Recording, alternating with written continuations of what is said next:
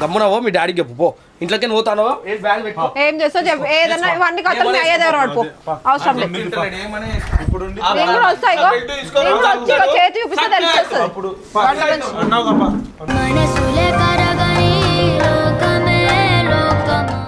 సంపుతాడు సక్క అవుతావు పో చెప్పాలా మీ డాడీకి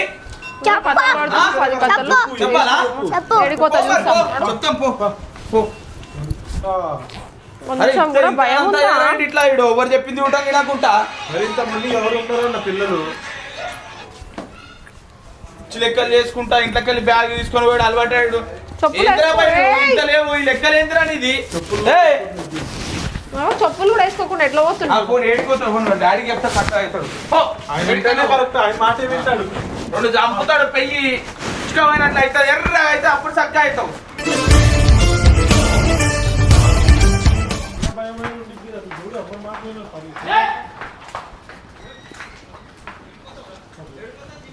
ధైర్యం అంటే ఏదో కాదు నీలో ఉన్న న్యాయమే. వీడు ఇంత మొంట తయారైతుండు వీడు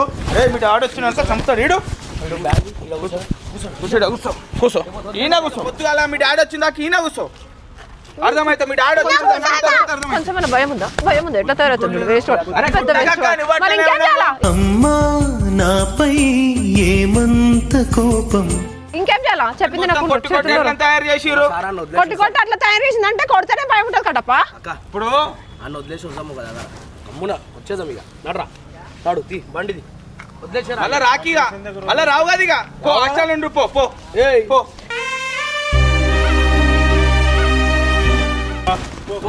చెప్పులు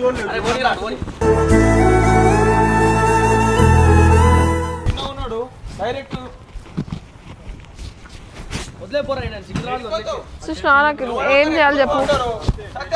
ఇట్లా పిచ్చి పిచ్చి కథలు పడుతుండు ఇంతసేపు నుంచి సతాయిస్తుండు తిండి తింటలేడు ఇంట్లో నుంచి బట్టలు పెట్టుకొని బయటికి పోతాడంట ఎట్లా తయారవుతుంది చూడు మాట అయినది